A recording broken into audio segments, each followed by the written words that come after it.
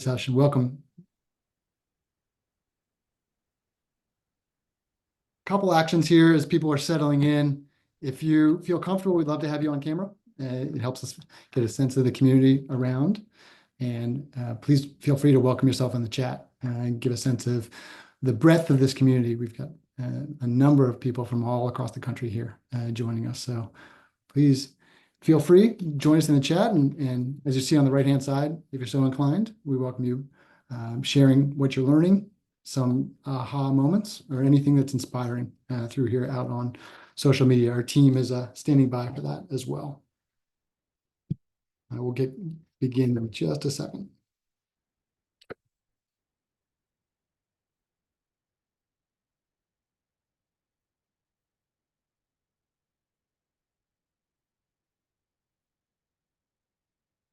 All right, welcome everybody coming in just now. If you're just joining, please feel free to welcome in the chat. I'm going to get started with our program. I'm Rory Aiken. Welcome. I'm head of the partner network here at KaiPod, helping to support our schools as they begin to thrive.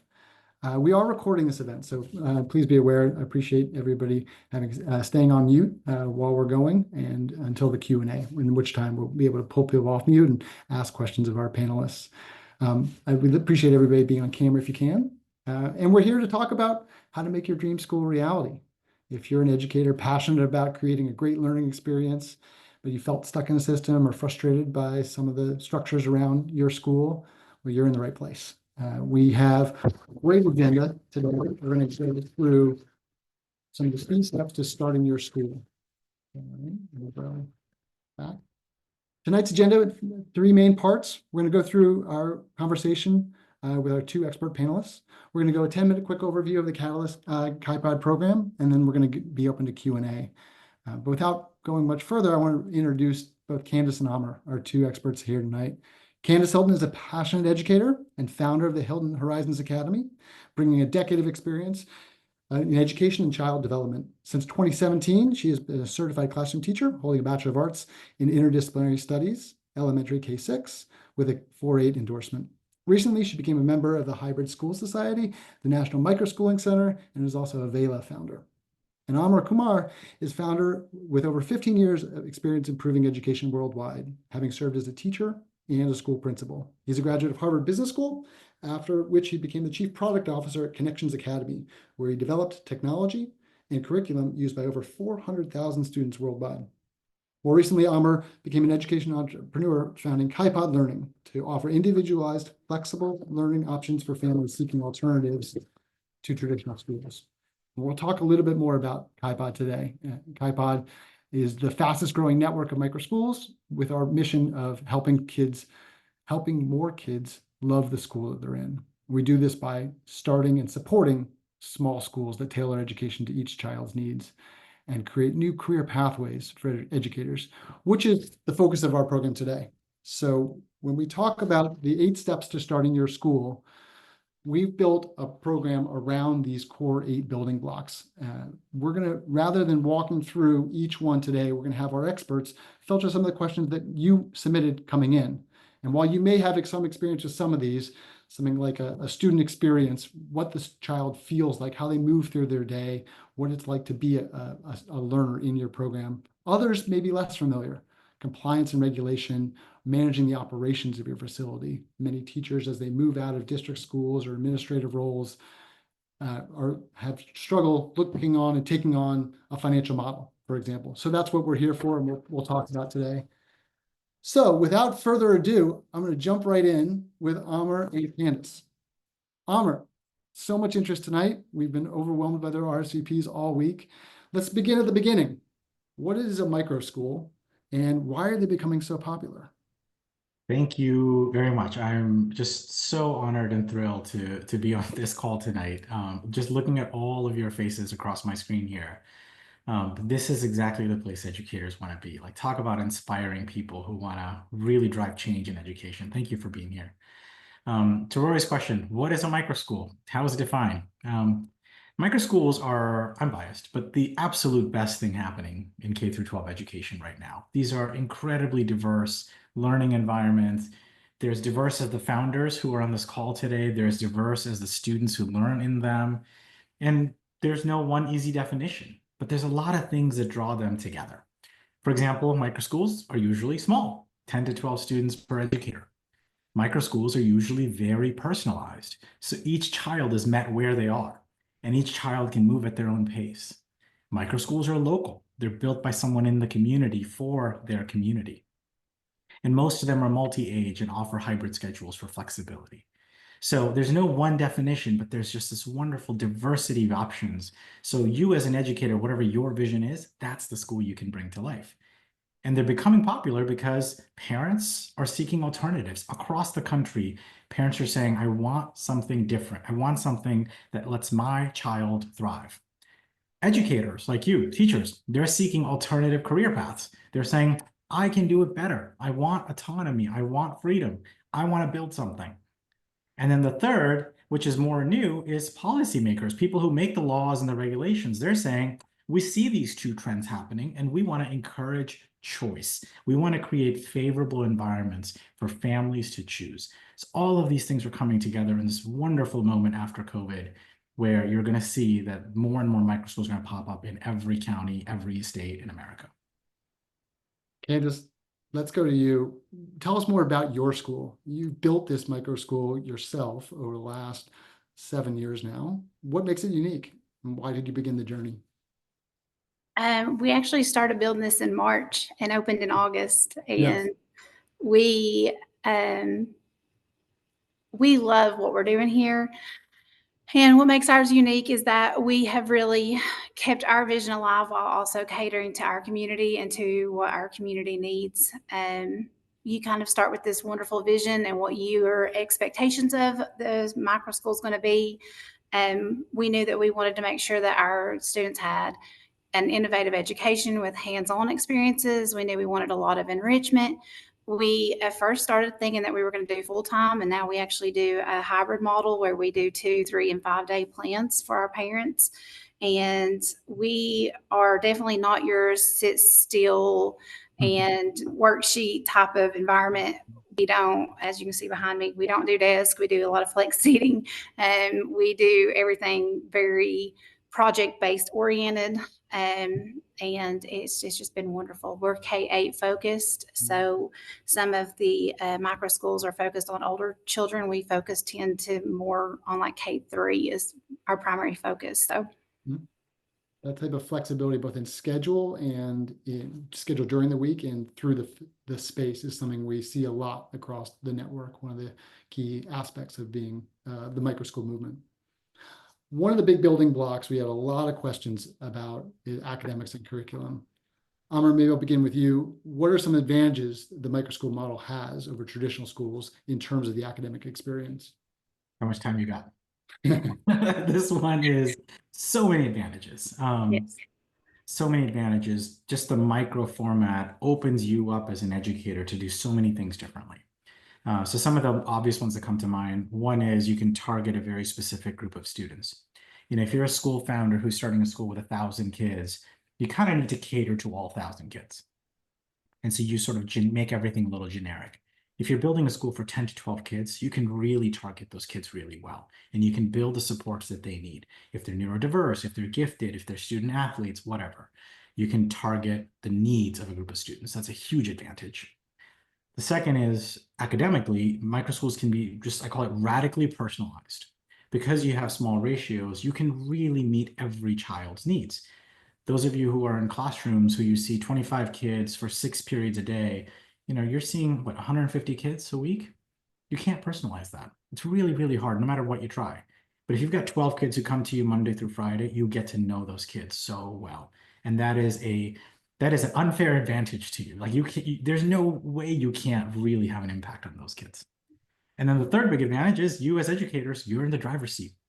No one else is telling you what to do. No bureaucrat, no administrator who's not close to the kids is deciding how to do the teaching, what curriculum to choose. You choose. Obviously, there's a lot of support you might need to get there, but you get to decide in the moment, in the day, what a child needs. And again, that's an advantage that no other school can compete with. Candice, let's build on that. What are some of the things you do to make your student experience magical? Oh, goodness. We really, we have monthly themes and we vote on some of the projects and things that we might get to do, which is really nice because we don't have to follow a pacing guide and we don't have to follow a curriculum that says student says, teacher says, student says. So like for October is STEMtober, and we actually pulled like 10 different projects together, and the kids voted, and we are actually going to be focusing on catapulting pumpkins, and we're going to pull in measurements. And so it's just amazing all around. Truly, it's amazing because you can cover so much more with these students, and you can cover it when they need it. When you have curriculum and they're telling you in 3 days to teach 3-digit regrouping with subtraction, you can't get through vocabulary in 3 days. So you can really, really hone in on those students and what they need and what they enjoy. You can buy dinosaur books and that's what they talk about. And so we do dinosaur lessons, and we've brought in people from the community because the kid says, hey, I want to be a welder. Okay, cool. We're going to go to Arkham. Let's take a field trip. So it's amazing. The whole experience is wonderful. We're painting a very positive picture. I'm going to go to 2 areas that are a little bit harder for founders. So if you feel like this has been a bit of a rosy story, here we come. Amar, the number one question we heard from people on this call was about compliance. What does it mean to set up your school and go through the regulations and the compliance? Through KaiPod and the Catalyst program, you've likely supported more microschool founders than anyone else. Can you talk about the complexity here? How big of a burden is state and national regulations in setting up a microschool? I think the first thing I'd say is this is probably the kind of thing that gave me an ulcer the first year. It's scary, and I don't want to minimize that for anyone. Learning what it takes to open a microschool in your particular city, state, region is actually, there's no easy guidebook. No one has actually written it down for you until now.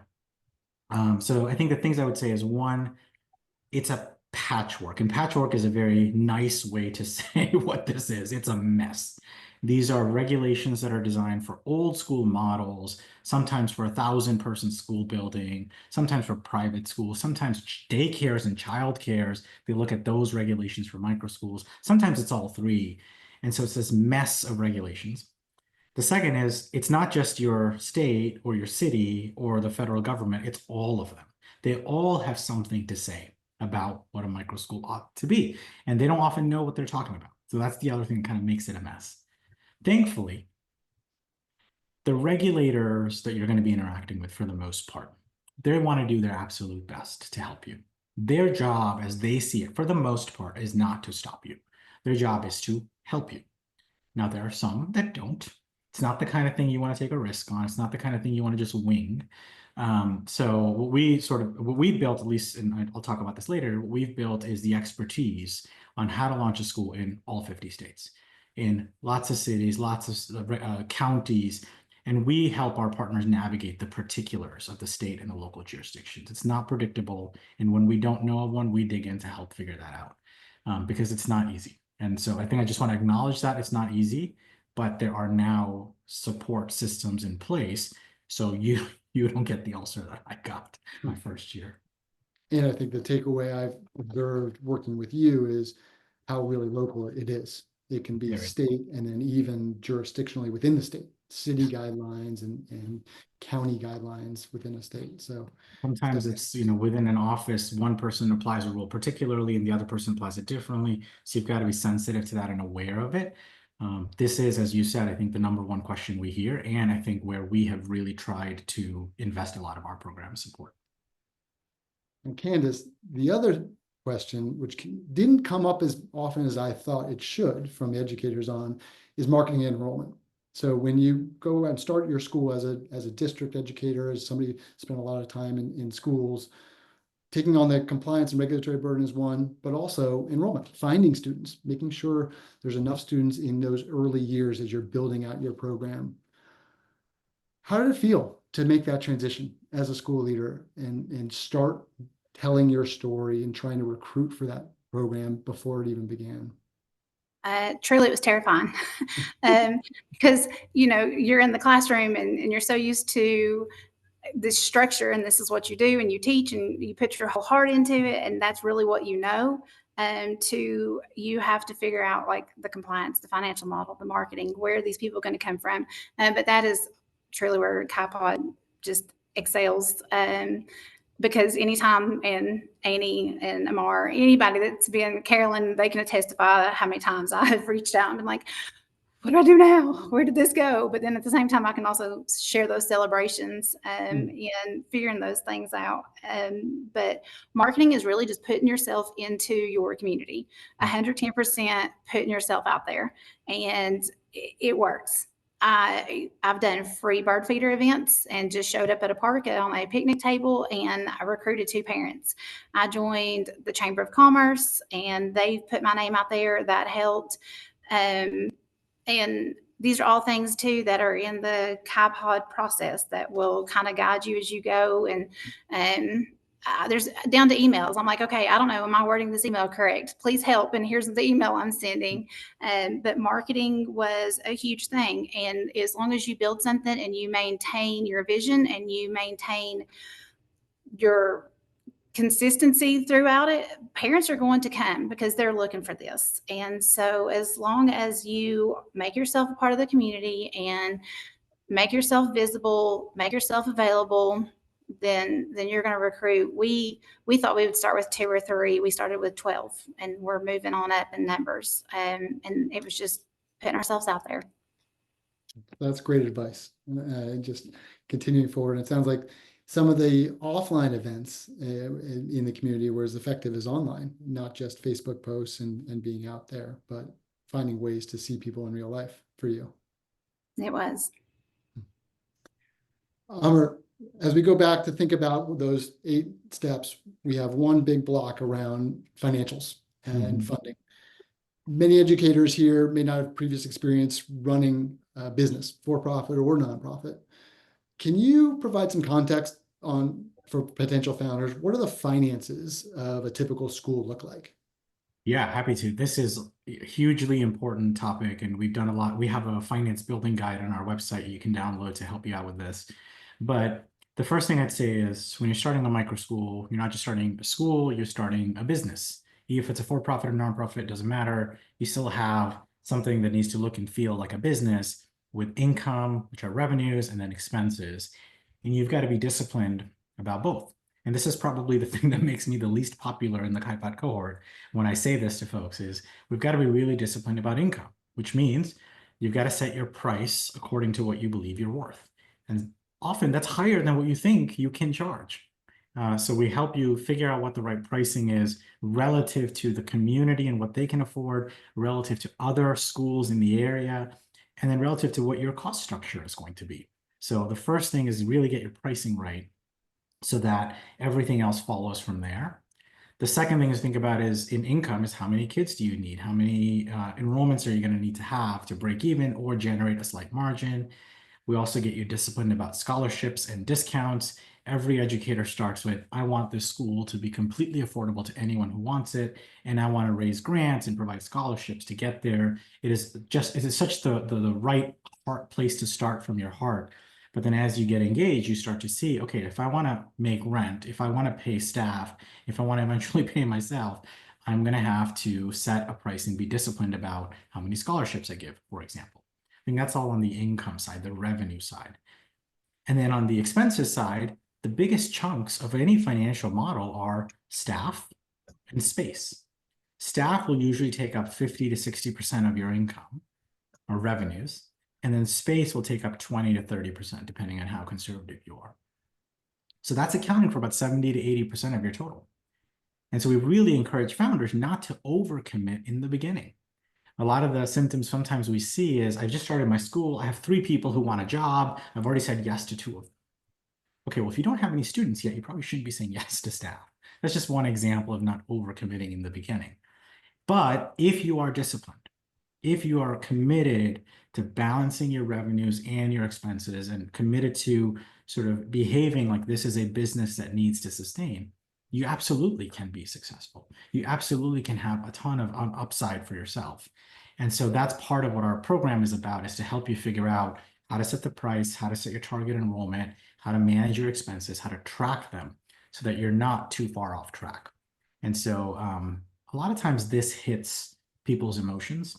It's not just a spreadsheet, right? Like I can build anyone a spreadsheet, but managing that and really saying yes to a family or saying no to a family sometimes if they can't afford it, that hits at our core as educators.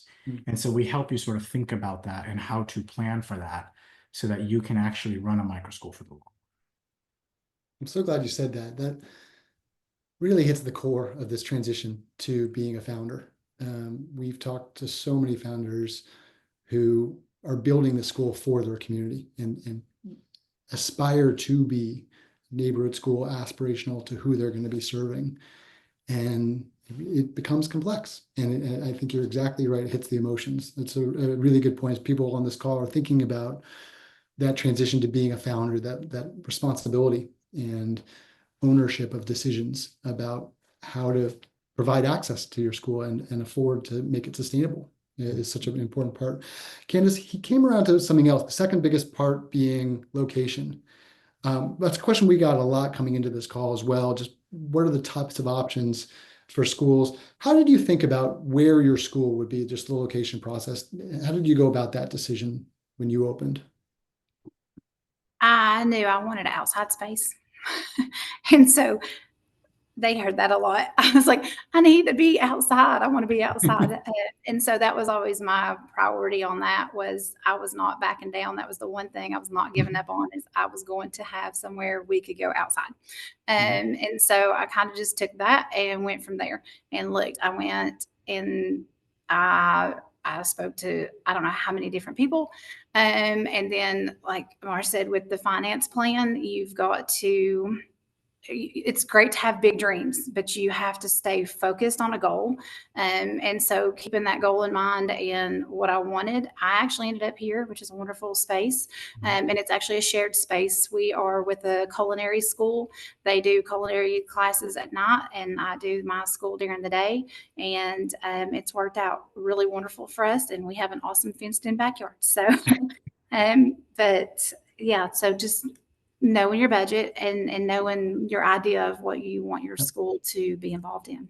And your priorities. Amar, maybe broaden that out a little bit. What are some typical options? What do we see across the country? Yeah, you see commercial spaces. So it could be a retail location in a mall or a strip mall or an independent retail site.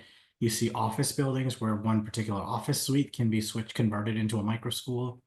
You see microschools in community centers, churches, sometimes the home, school buses. We have two founders in our program who are literally opening a school on a bus. And one of them, the school bus parks in a safe parking lot.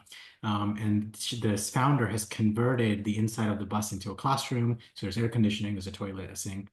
And so she leads a class in the bus for 7 to 8 kids in the morning. And then in the afternoon, they all buckle in and they drive to a local piece of the community to do an enrichment event or to do a field trip. Those kids are loving it because it's the magic school bus brought to life, right? We have founders who are doing this in libraries. We have founders who are doing this outdoors. If you'd want to run a nature-based school, you do it outdoors. So we have just such an incredible variety of locations. And that's the beauty of microschooling is you can literally think outside the box. But do not worry about the box. If you want to do something outside of that, you have the freedom to do it. There's lots of little complexities of your budget, your compliance and stuff. We help you think through that. But start with where would your spirit be happy? Where are the kids going to thrive?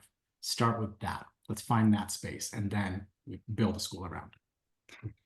It's good advice and leads to where we started, which is more degrees of freedom and more opportunity to customize something that's for the learners and for you as the founder.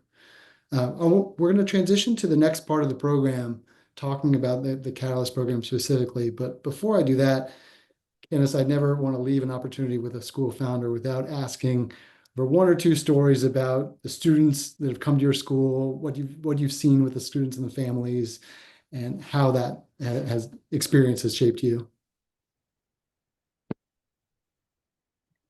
This one hits my heartstrings. the students here came with, I mean, some of the stories the parents told me were just so disheartening. Students that are small should not have anxiety. Sorry, I said I want to do this tonight, and guess what? I'm doing it. But no, truly, the students shouldn't have anxiety, and they shouldn't have the stress on when they get to go to the bathroom, and they shouldn't have the stress of how much homework they're getting in the evenings. And so, hearing the parents really say, you know, my child is sleeping better at night, and my child is actually coming home and sharing stories about their day, and it's really amazing to hear the kids when they say, I love school, and I was sick and I'm so sad I didn't get to make it to school. And those things are really wonderful. And then I guess truly, when you have a family, you're not sure. There's always this one doubt. Am I doing it right? Is this what my families need? Am I really, you know, bringing to life this vision that I had? And then when you have a parent who was a parent that you were a little bit intimidated by, sweet as could be, and they actually came one day and they said, you know what? You're killing it. You really know that you are. And you know you're making that difference. So Thank you. sorry. See, these are the wonderful, I always tell my students when I do this, it's my bucket overflowing because you filled my bucket so full, it's coming out my eyes. But anyway, so yeah, you know you're making a difference because it shows every day on the kids' faces and the parents' stories. I want to also say, you know, those of you who didn't know Candice a year ago, she was not like this. She was, it's Candice, I don't know if you mind me saying this. She was Go ahead. unsure of herself. She couldn't believe that she was being interviewed for this Catalyst program that she got in. I think she literally said to me, I am just an educator. That's the kind of energy that a lot of teachers bring with them. And it's heartbreaking when they don't see what they are capable of. And then a year later, they're sitting in this beautiful space that they have built. They've built this incredible school where a dozen kids' lives are changing. Where on Sunday night, their parents are looking and saying, wow, like, what did we do to deserve this school? She built that. And she is now someone different than she was a year ago. That's just incredible. Thanks, Candice. Thank you. Yeah, you're right. I remember when I received the information, I told my husband, I said, is this real? Can I do this? Is this real? It is. And you can. Thank you. That is beautiful. Beautiful. We're going to bridge into more about the program that had this transformation. So, excuse me, let me slip over to this Catalyst experience. I'm going to return back to the 8 pillars, and Amar, hand it over to you to talk about the program. I'll take over from here. So the goal of tonight was to give you some of the sort of overviews of what it takes to start a school, right? We obviously can't go all the way deep in a 70-something minute webinar, but we wanted to help you see that there's a lot to do it, but there's also people who can help you with it. And the 8 pillars that I'll share just in one second again is really around creating a framework on this very complicated problem. That, like, how do I start a school? That seems like a really hard thing to do, but we've created a framework that helps you break it down into something small. But bigger than that, this moment we just all had together, it's a transition you would make from being a teacher, from being an educator, to being a founder with a capital F, a small business owner, someone who's leading in your community. That's the transition that this program is really about. So that's what we want to talk about. Some of you are new to KaiPod Learning and new to Catalyst. So I'm just going to spend a few minutes sharing more about the program. Over the last few years, we've become the #1 choice for education entrepreneurs. It's people like you who are just unbelievably inspiring, who are saying, I want to build something for my community. We're now the largest microschool support program accelerator in the country. We're in more than 25 states. We're in 3 countries now. We know we have the best program. We've asked people, we've done the research. We know we have the best program, the best support. What we're really excited about is finding people like you. That's how we do our work, is through people like you. The 3 stats on the slide. First, it's a very selective program. We accept less than 10% of the founders who get in, who apply, who get into our program. And the reason for that is because we really want to make sure that the people who are in the program have the right motivations, the right vision, they have what it takes to launch.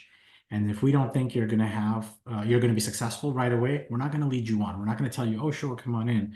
We're going to say, this is not the right program for you, or here are some other supports that you can work on. And when you're ready, come back. We're ready to support you. So we're really selective because we only want to support you if we are confident you can be successful. Second, we've supported more than 100 founders who've gone through this program. Candice is just one of them. And by supporting so many of these founders, we've seen a lot of the questions, a lot of the challenges that come up. And so we have had enough cycles in different states and cities and counties to know what to deal with. And every time we serve more founders, we get better and better. So that's the advantage of being the biggest. And the third is the proof point, is our launch rate, where we go back, thanks.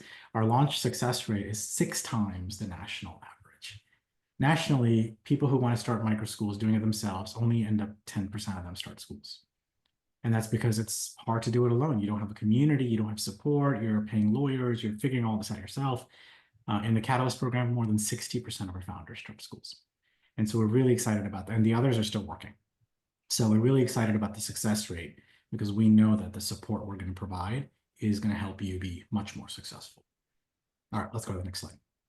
So you heard a lot about microschools. I'm not going to go back into some of the things we just discussed, but I just want to reinforce this point. If you are new to the concept of microschooling, spend some time tonight doing some research, right? Just Google microschools or what they are, where they are, and you'll start to see what we believe, that they are the right solution for this moment. For a long time to come, they're going to be the right solution. They break the mold. The kids, you can personalize their learning, their social dynamics are positive. They're not stressed about school anymore. For families, you get this community that you're a part of. You get all the flexibility that you were craving. And then for you as educators, you get the autonomy that you deserve. You get the career growth that you're looking for. You get to build these unbelievable relationships with kids and families that will inspire you. You're not going to have the Sunday scaries. You're going to actually feel the excitement of Monday morning with these kids who show up. And then, of course, financial success. You deserve to be paid what you are owed. You deserve to do well. And so if you're starting a school and it does well, you get the upside. You get to succeed. So this is a really wonderful way to break the mold of the old school system and bring you into the driver's seat so you can start school. All right, let's go to the next slide. So this is, again, 8 building blocks. I'm not going to go into all of them again, but just take a screenshot of this if you don't already have it. But essentially, look at this as the 8 big blocks that you need to do to get a school off the ground. Not all of it has to be perfect on day one, right? The important part is you're working on all of them. You have a solution over time for all of them. That's where we come in. Our program Catalyst is designed to help you across all 8, and that's what I'll get into next. So let's go to the next slide where I can actually talk about how we do this. So these are what we think is like you need a lot of things to go right for a microschool to launch. But here is one way to think about it. On the left is the stuff you provide. You have a vision, right? You have in your mind's eye, just by being here tonight, listening to Candice, you have a vision for what your school would look like. So start there. Second is your passion, right? You're gonna break through walls. You're gonna go find those kids. You're gonna find that location. You have a passion for this school. And then third, your hard work, right? You're gonna get out there and market to families. You're gonna go talk to real estate brokers. You're gonna sort of set up your website. You're gonna do all that hard work to bring that school to life, right? Those are the 3 things we ask of you. And then on the right is the things that we provide in the Catalyst program. So the first is the course. It's a step-by-step course, all the steps you need to take to launch a school. As I said, we've done this dozens of times. I did this calculation that the first school we launched as a team, all of us, it took us about 1,500 hours to launch that school. But add up all the things that we did at that first school on day 1 to get there, it was 1,500 hours. Right? A lot of you who are probably in teaching jobs now or working multiple jobs, you don't have 1,500 hours to launch your school. And so we've taken this course, everything we learned, we've distilled it down so you can launch your school with about 10 hours of work a week. So over the next several months, 10 hours a week, you can actually get the school off the ground. The second thing we provide is our pre-built templates. This is where you save hundreds of hours of time, right? A lot of that time went into building my enrollment forms and my family handbooks, my field trip permission forms, my lease agreements, etc. Why are you going to build that again? You don't need to. I've already built it. Just take mine. So a lot of the stuff that we provide in the Catalyst program will save you hundreds of hours of time and thousands of dollars of fees of attorneys reviewing things or real estate brokers reviewing things. You can just take what we built, customize it for yourself. So there's a huge advantage to accelerate your progress with the templates in our program. The third, coaching. So the experts who built this network, the few of us you see on this call today and others, we're the ones who are providing you advice on your financial model, on your compliance, on your marketing, on your curriculum selection, etc. Right? If you need help on your financial model, you're calling Rory or you're calling me. If you need help on a curriculum question, our head of academics is calling your cell phone, right? You're not going to be alone on this journey. You've got the experts here to help you figure out what you need to do next. The fourth is group accountability. So all of us need this to different degrees, right? I need a ton of group accountability to stay on track on stuff. And some of you might be in that same bucket. This is a selected program for the best educators because all of us are now committed to your success. So if you're in this program, you're committing to your group, I'm getting the school launched. And so they're committing to you to help you. And that's a really powerful piece of the Catalyst program. The fifth bucket is community. It's our best kept secret, but I talk about it all the time, so it's not a secret anymore.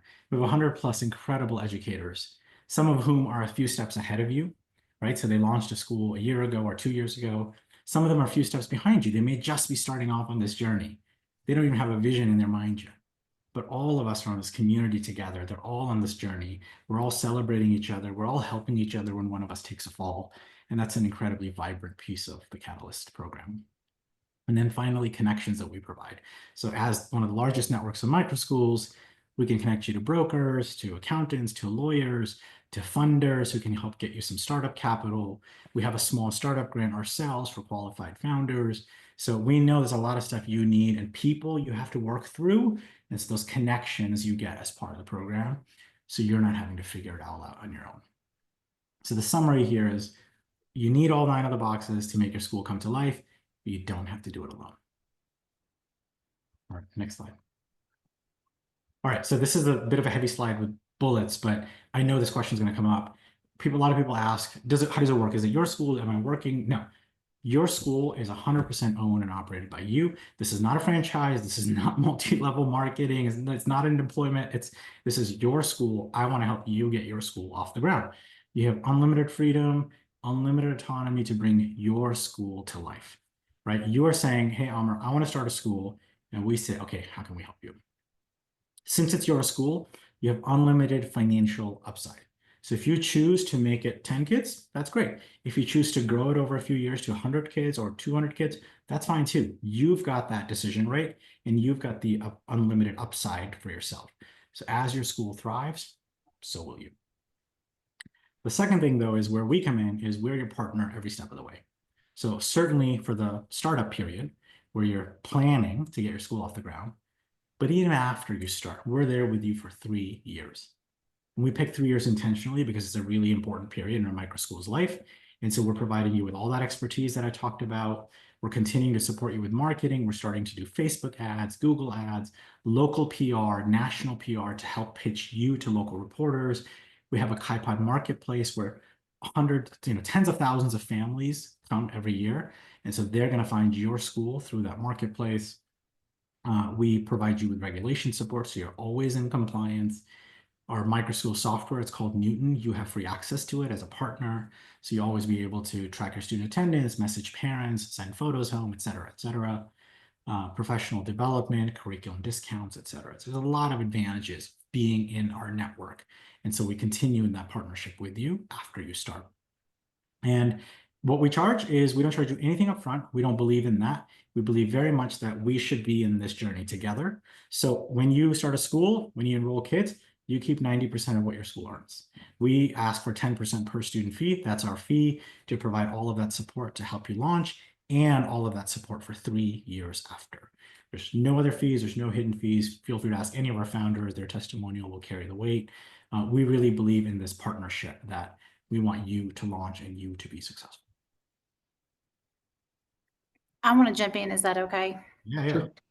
I just want to absolutely 110% verify that everything he said. If you need an enrollment sheet done, it is literally a Google form. You just fill out some information about your school, done. If there is a night that you are absolutely in a panic and you can't think straight, there is a place where you can go for a meeting with anybody at any point in time. Like you said, there's somebody for curriculum, there's somebody for compliance, there's whatever it might be. Annie has literally Googled addresses before because it's like, is this place even valid? Is this whatever you need? KaiPod is there 110%, without doubt, without question, completely there. Mhm.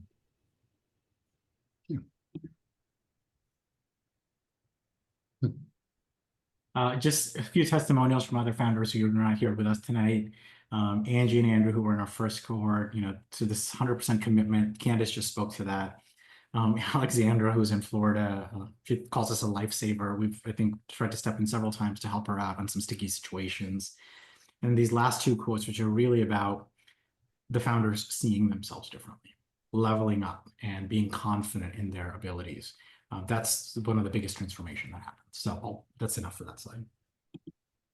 And then I promised a bonus to everyone. If you're considering applying to Catalyst, we really want to have all of you consider doing so, take that first journey, but it can be kind of scary. You may not know what to expect. So essentially when you apply, you're going to have an application, which is a written application. Every one of those applications is reviewed by a member of our team. And then for some applications, you're invited to an interview, which one of our member of our team does. So I'll give you some tips here on the applications. So first click, please. Tell your story. I can't underscore this enough. All of you have these incredible paths through life. You have had adversity.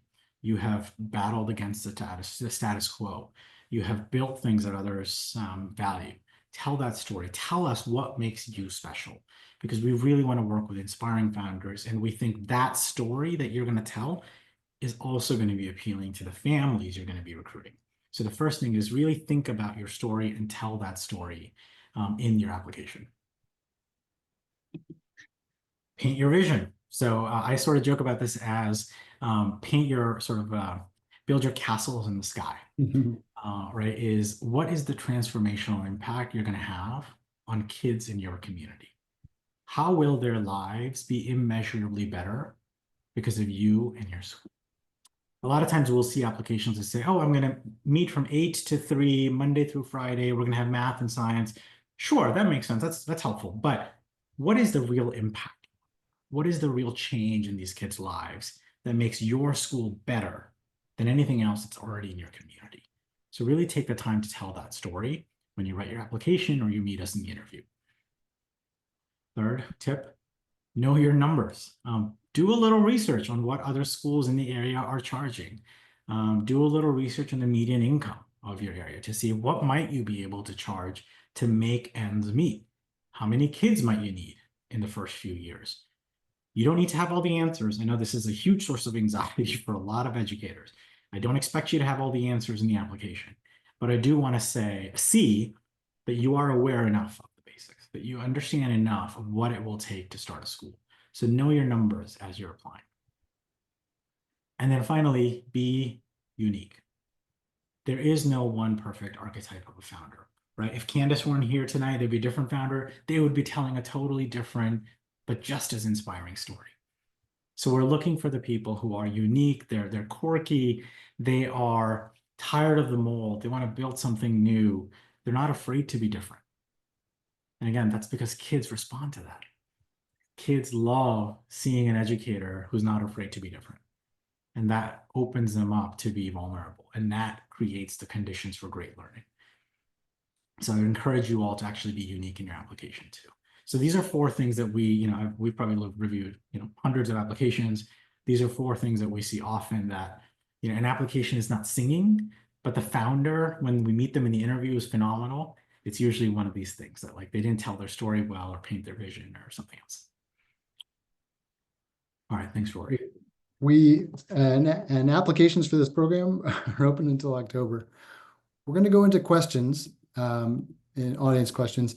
I'm going to put this up briefly and we're going to come back around to it, but you've seen the October 20th deadline. We're going to put a feedback in the chat for how we can do these clinics better. These are meant for educators like you about what to learn, what topics are on your mind. So appreciate any feedback and happy to continue the conversation on social as well. So this slide will come back up in a couple of minutes, but we're going to open it up to the broader conversation. Feel free to put questions in the chat. You can raise your hand on the bottom on the icon and we can unmute you if you'd like to come.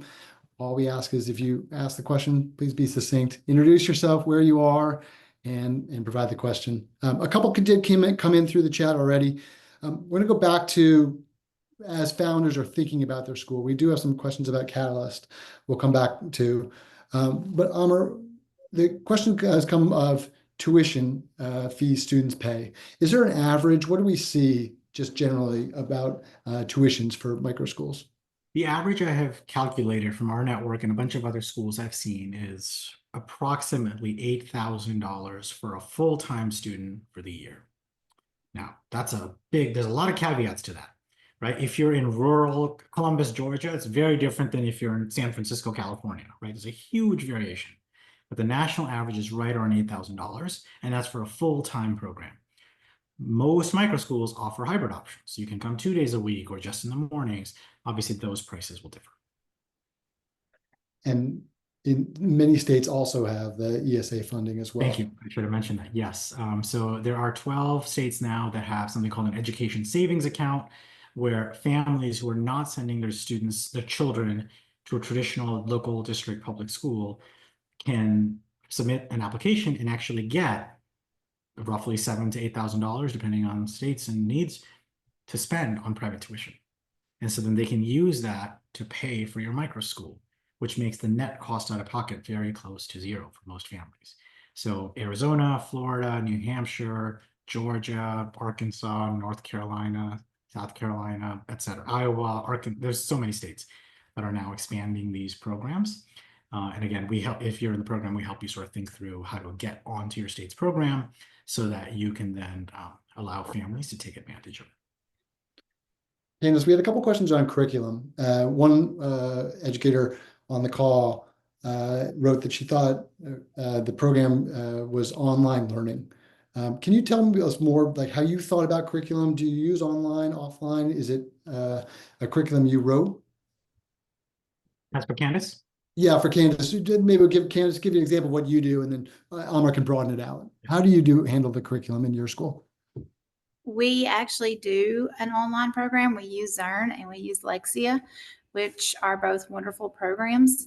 But we also make sure that we provide one-to-ones in small groups, so we're not just strictly doing an online program. And so like with Zern in the morning, we do a small group before the program starts to make sure we're covering, like place value or whatever it might be. And then we also make sure in our enrichment that we are kind of cycling back through, so we're still getting those core subjects that we need during our enrichment time as well. And I think somebody might have said something about, do you get to write your own curriculum? And it's great. Yes, you do. You get to do what's best for your kids and what's best for you. And it's awesome. You don't have to follow a pacing guide, and it works really well. So if there's something that you're really excited about teaching or doing, you can focus on that for yourself and your students. Mm-hmm. Anything broaden out? Yeah, I can broaden this out. So Candice is a really wonderful archetype of a founder who's using technology to help, but not totally replace the teaching, right? So she uses it to support the kids, but then she's still supplementing with lots of other activities. The way we describe curriculum, the broader picture is, first, the choice you have to make is, do I want to pick one curriculum for all the kids? Or, believe it or not, do I want to let the kids pick their own curriculum? That sounds crazy to an educator, but it works. And if you give families a little bit of support in that, and you give them the freedom to choose the right curriculum for the kid, and then you show up as a coach and a facilitator for that, it can be unbelievably powerful. And so that's the first choice you make is, do I want to pick one for everyone or allow them to pick? And then within that, there's obviously hundreds of options. we have a curriculum research library that allows you to navigate almost 200 different options that we have seen or vetted ourselves, and we help you pick the right option for the particular segment of kids you're serving. So if you're serving neurodivergent kids, the curriculum you pick is going to be very different than the curriculum that might be going for student athletes who are in high school, which is also one of our founders, or the school bus program, right? Everyone needs something different. So our job is to look at the hundreds of options that exist and then help you pick the right one for your school and your families.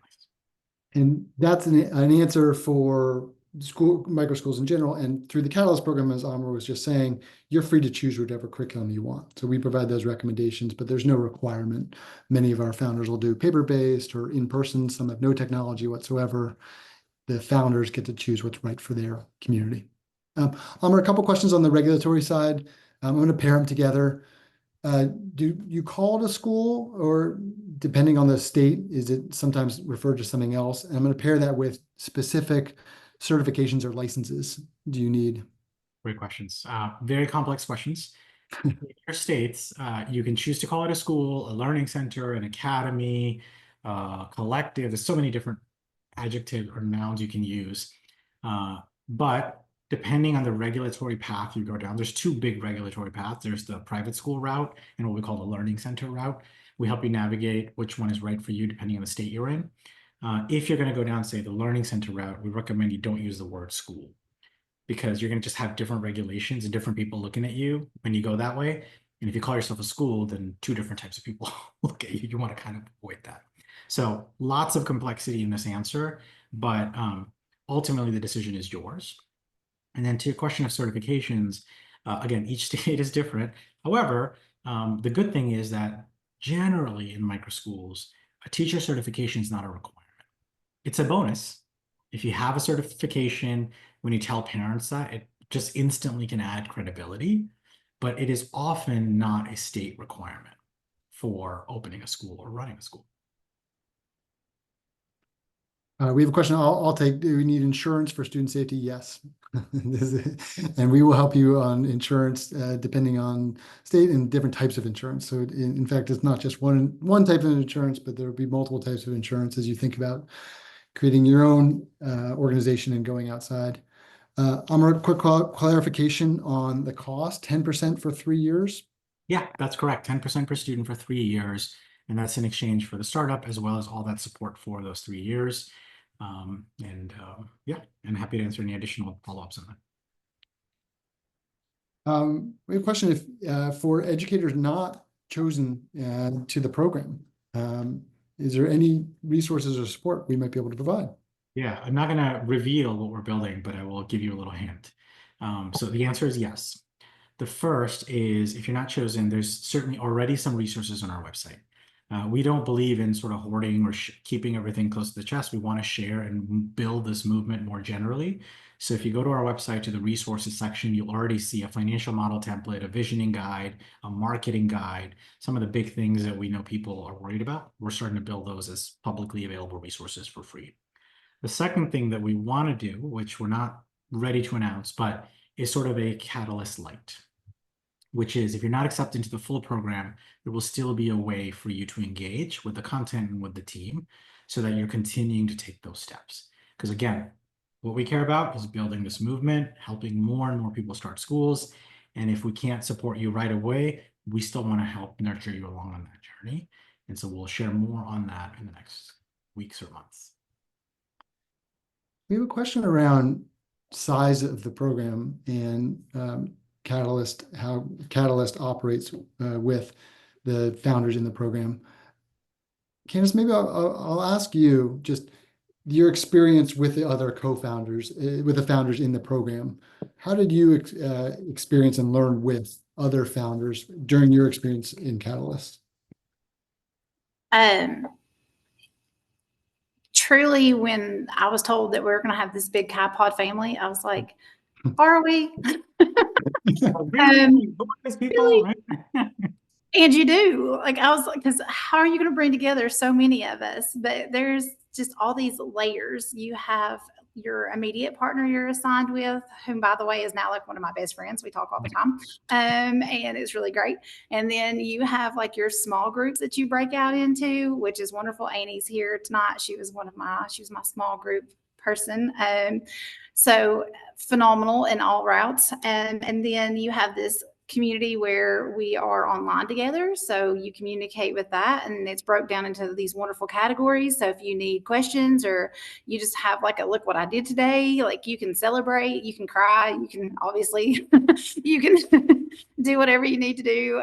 They also have a lot of connections throughout the states and the communities. I've went to conferences, I've been on the news, I've been on podcasts. I mean, it's so many layers, and it's just like a big family and a big community. It's great.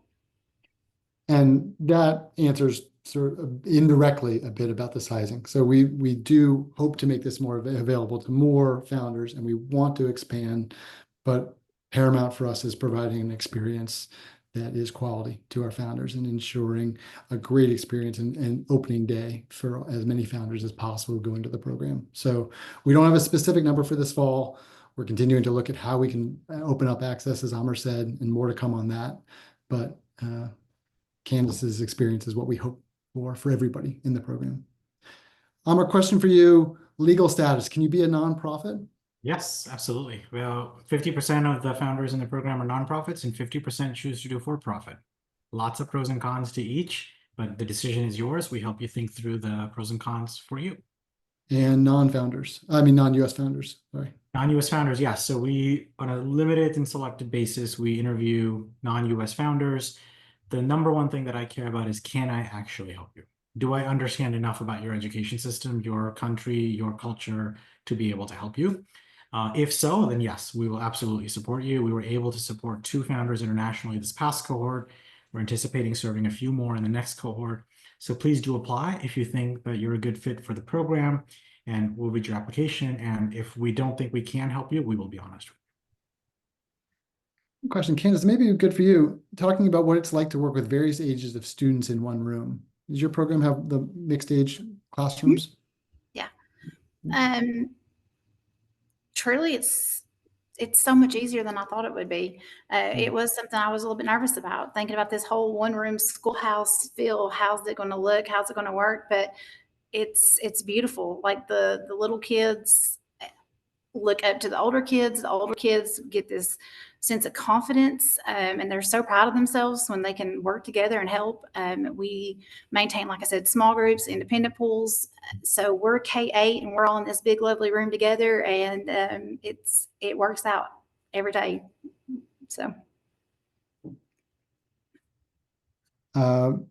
And Amar, question back to you on startup capital needed, and maybe we'll just bridge that into financial readiness and how founders might be thinking about what it takes transitionally into starting a school.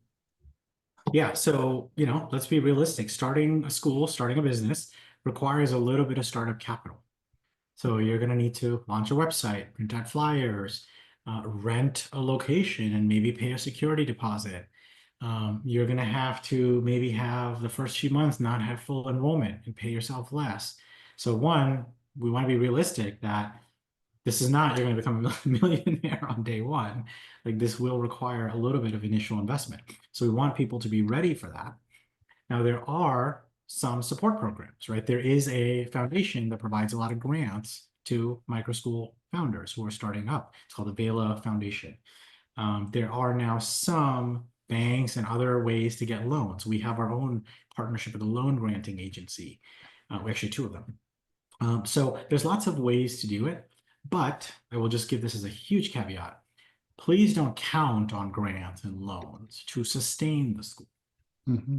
Count on them to help you start, maybe, right? Like, I might need a few thousand to get started, but I want my school to run on its own income.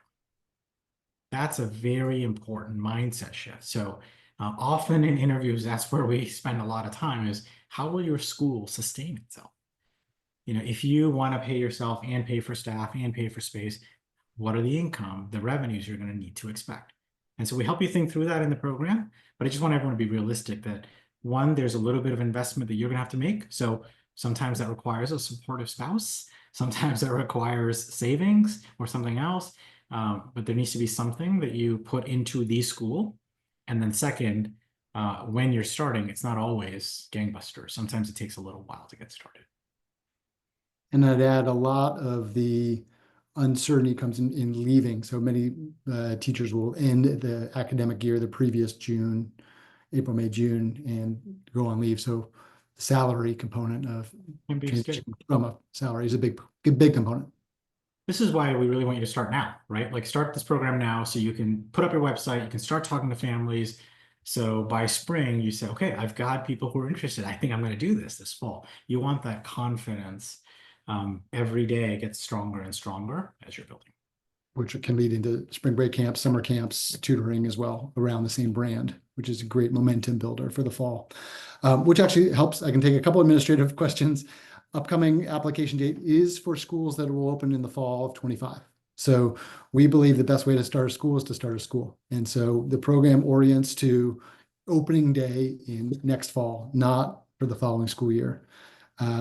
We do allow people to reapply. There's many reasons why we may not be a good fit for the program this year, but of course you're able to reapply every year. And we do see founders who have come back a second year, get into the program, maybe a little bit more prepared, a little more thought, have gone into the application and preparedness.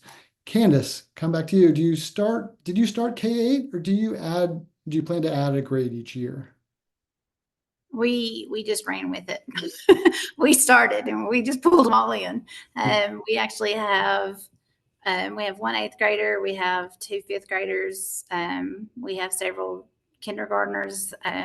So we just told parents that we're here at K-8, and it worked out really well too because siblings, like a lot of people have siblings. So the siblings is a good reminder for many, maybe a thought of that. One family to manage, one family to recruit, having multiple siblings is helpful. But many founders do start at K2 or younger grades and then prepare to graduate in. It's less of a pressure in the micro school than in more traditional schools. They start with that full layering in grades. Amar, what if you already have a school? Do you have any support for existing founders? Yeah, about 10 to 20% of the people in the Catalyst program already have a school. Either that school is not quite where they want it to be and they want to use the Catalyst program to sort of reset and build, or they want to use the program to scale to a new site. So we have, like I said, 10 to 20% of the founders go through that. So if you have a school, I suggest you apply, and then depending on the circumstances, when we interview you, we can talk through the specifics. There's some founders we say, actually, don't go through the Catalyst program. We'll create a special program for you, which we've done in the past. But generally, if you're looking to reset or scale up, Catalyst program will be very effective. I think 2 final questions just as we wind down. One more of the philosophical side. A participant's asking, what makes you predict microschools will be increasingly popular over the next 10 to 20 years? One fear of mine is that alternative education could become less fashionable in America over time. Why are you optimistic about the trend line? Such a great question. Is from Harry. The way I think about education or anything is don't look at the fads, right? You could say microschooling possibly is a fad. What you should look at is the broader trends. What are the large trends happening in this sector? For example, would you agree that parents are generally looking for more choices? That's actually been true over the last 50 years. Choices have increased, and it's been supercharged after COVID, but that trend will continue. Parents are going to keep looking for choices. Would you agree that teachers are fed up with their careers and it's not getting better? That's been true for 50 years, and it's going to keep getting worse, sadly. So if those 2 things are true, there will be this incredible unmet energy for alternatives, right? We can call it a microschool. We can call it whatever you want. Maybe we'll change the name in 5 years. But the unmet energy is for a small, flexible environment that is led by a passionate teacher. The unmet need is not for more charter schools, more traditional private schools, for more district. It's not there. Like, we've tried that. We've been doing that for 50 years. That's not the unmet need. So I am unbelievably optimistic because those long-term trends, I'm a big nerd when it comes to these trends. I know all the data inside and out. Those long-term trends are there. They'll be there for a long time. What we need is passionate teachers who say, I'm going to be at the vanguard. I'm going to build it because I know my community needs it. It's a powerful way to finish. I think I'll take executive liberty and say thank you very much for our panel. We did have a question around, will it be available? And yes, we will make the recording available after this call, and can follow up at Catalyst@KaiPod Learning. If there are any other questions, I'll take the opportunity to thank both of you. Candice, thank you so much for joining us and the inspirational story and sharing what you have today. And Amar, for your expertise as always.